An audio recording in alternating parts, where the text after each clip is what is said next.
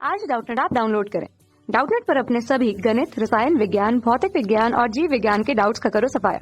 बस प्रश्न की फोटो खींचो, एक ही प्रश्न को क्रॉप करो और तुरंत वीडियो सोल्यूशन पाओ।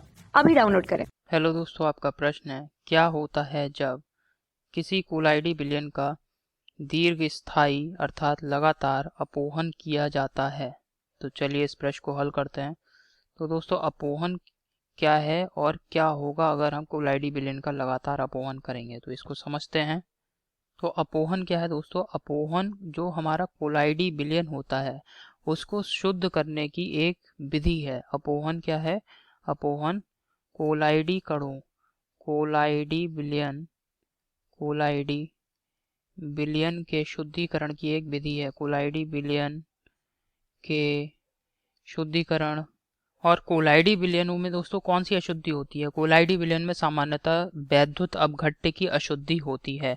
वैद्युत अपघट्य की अशुद्धि होती है और इस अशुद्धि को दूर करने के लिए हम क्या करते हैं? कोलाइडी विलयनों का अपोहन करते हैं। तो अपोहन में क्या किया जाता है दोस्तों? जो जंतु झिल्ली होती है, जंतु झिल्ली जैसे जंतुओं की खाल जो होती है उसको हम सामान्यतः कह देते हैं जंतु झिल्ली। तो इसे हम पर्चमेंट झिल्ली या जंतु झिल्ली कहते हैं। तो जंतु झिल्ली में क्या होता है? जंतु झिल्ली का यह गुण है कि इससे जो कोलाइडी कण होते हैं, कोलाइडी कण इस झिल्ली को पार करके आर पार, इस झिल्ली के आर पार गति नहीं कर सकते हैं। इस झिल्ली को आर पार गमन नहीं कर सकते हैं कोलाइडी कण, क्योंकि इनका आकार जो है वो बड़ा होता है किसकी तुलना में? जो कि झिल्ली के अंदर छिद्र हैं उनकी तुलना में। जबकि जो कोलाइडी विलयन में जो अशुद्धि है, अशुद्धि क्या होती है दोस्तों? इसमें विद्युत अपघट्य की अशुद्धि होती है। उनके कण जो होते हैं बहुत ही सूक्ष्म होते हैं और ये जो जंतु झिल्ली है उसको आसानी से उसके आर पार गति कर सकते हैं।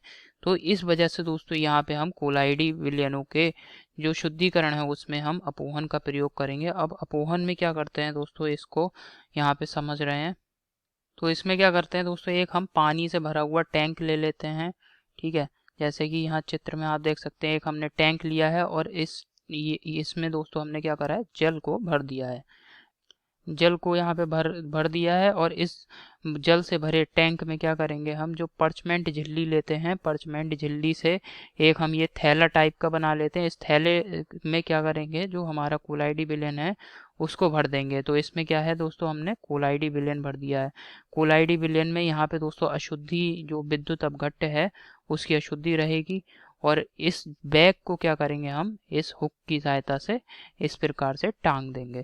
अब टांगने के बाद दोस्तों क्या होगा? यहाँ पे विसरण होगा जिसकी वजह से इसमें जो अशुद्धि है विद्युत अपघट्य की, ये विद्युत अपघट्य का चूंकि आकार जो है वो कम है, तो इस वजह से ये छोटे आकार के होने की वजह से यहाँ से पर्चमेंट झिल्ली से बाहर निकल जाएगा और बाहर निकल के जल में चला जाएगा। तो इस प्रकार आप देखेंगे कि अपोहन में जो विद्युत अपघट्य की अशुद्धि रहती है कोलाइडी विलयनों में वो हम निष्कासित कर सकते हैं, उसको पृथक कर सकते हैं कोलाइडी विलयन की सहायता से।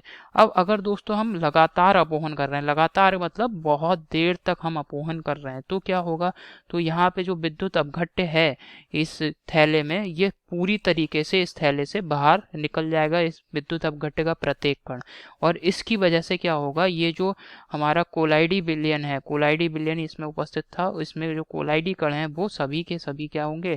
थैले में यहाँ पे आकर के एक अपक्षेप बना लेंगे, इस प्रकार से अपक्षेपित हो जाएंगे। तो यहाँ पे इसको हम लिख सकते हैं, किसी कोलाइडी विलयन का लगातार अपोहन करने से क्या होगा दोस्तों? कोलाइडी विलयन का अपक्षेपण हो जाता है तथा कोलाइडी कण अपोहक, ये जो थैला है पर्चमेंट झिल्ली का, इसे हम क्या कहते हैं? अपोहक कहते हैं, तथा कोलाइडी कण अपोहक में तली पर अपक्षेपित हो जाते हैं। तो यही दोस्तों हमारे प्रश्न का उत्तर है। आशा करता हूँ आपको समझ में आया होगा। धन्यवाद। कक्षा 6 से 12वीं से लेकर नीट, IIT, JEE वो एडवांस के लेवल तक 1 करोड़ से ज्यादा छात्रों का भरोसा। आज ही डाउनलोड करें डाउटनेट ऐप या व्हाट्सएप करें अपने सारे डाउट्स 8400 400 400 पर।